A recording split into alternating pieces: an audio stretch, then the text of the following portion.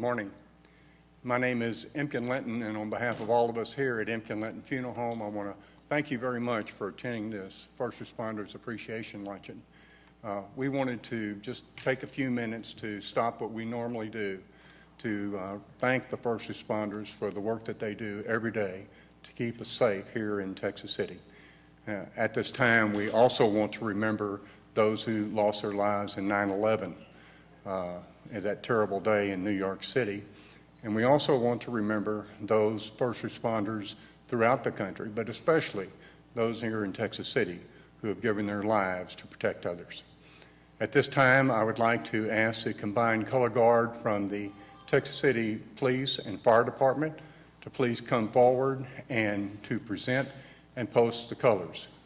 If you would please rise and place your hand over your heart as the flag comes into your field of vision, and then we will say the pledge, and then you can remove your hand from your heart.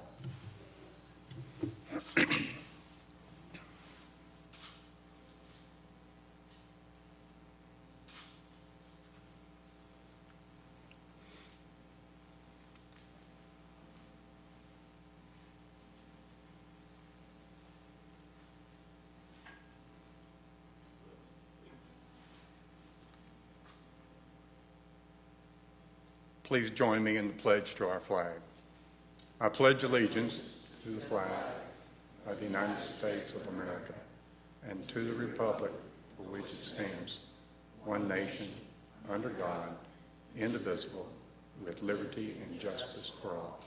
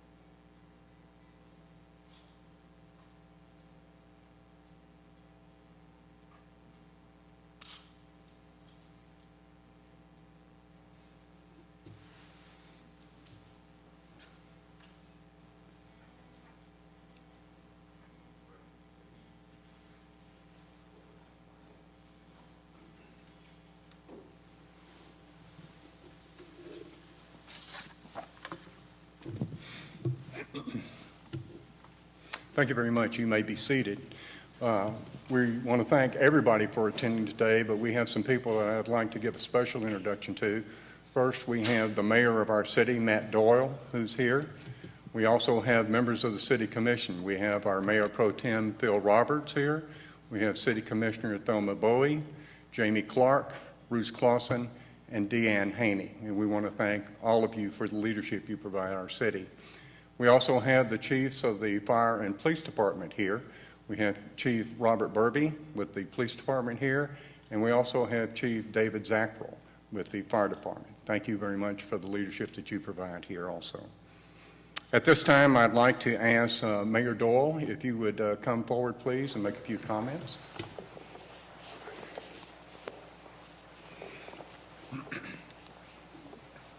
Thank you, Emken.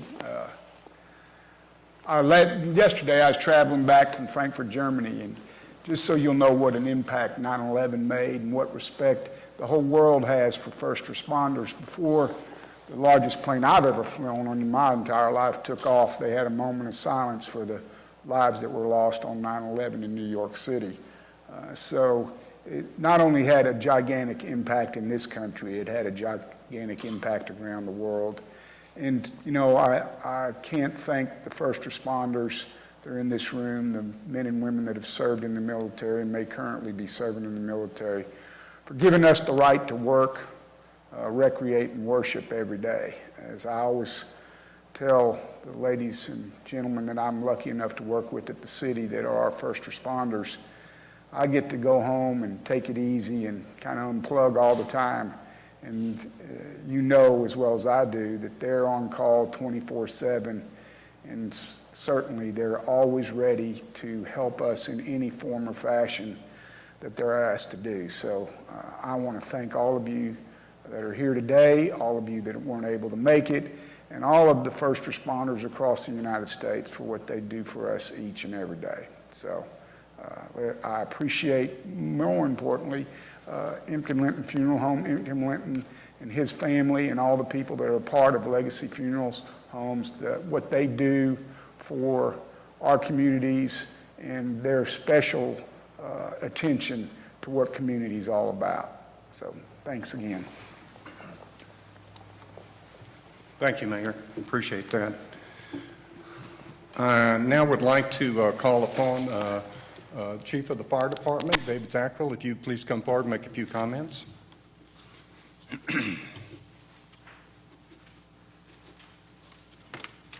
Thank you, Mr. Linton. He said I had to take up 22 minutes, but I promise you I'm not going to do that. But I did want to say a few things. Everybody knows during the attacks on the World Trade Center and the Pentagon on 9/11, over 3,000 people lost their lives, including 343 firefighters and 60 police officers at the World Trade Center. Within seconds of the collapse of the Twin Towers, building materials, electronic equipment, and furniture was literally pulverized and spread out over the area. Images of this catastrophic failure are forever ingrained in our minds. If we close our eyes, we can see the dust settling across New York City, reminiscent of the dust storms of the 30s, where we've seen the dust coming across the United States and ironically all the way to New York City. Many of the dispersed substances, asbestos, silica, lead, cadmium, aromatic hydrocarbons, are known carcinogens. Others had the ability to trigger kidney, heart, and liver diseases and central nervous system deterioration. The dust from the collapsed towers has been described as wildly toxic. In the 15 years that have followed 9/11, another 127 firefighters and 70 police officers have died from illnesses directly related to their activities at Ground Zero post 9/11. Here today, we pay tribute and remember all those that died on that terrible day, but we must also remember those that have died since and those who suffer each and every day with debilitating illnesses that have affected their quality of life and will ultimately cut short their life. Some experts believe that the number of dead from post 9/11 related illnesses will exceed that were killed on the day of 9/11 itself. As far as police officers, we've already known that to be true. We ask that the Lord shed his light on those and their families as they live their lives every day in the aftermath as what has been called man's greatest sin, that of inhumanity to man itself. Thank you all for coming today, and I ask that you be careful out there. Thank you, Chief. At this time, I'd like to call our Police Chief, Robert Burby, to say a few words. Thank you. I want to thank you for having us here today. Those some very fine words spoke by the mayor and the commitment that he has for and the sense of his feeling for first responders. Chief Zackrell talked about all the aftermath of what had occurred and what occurred.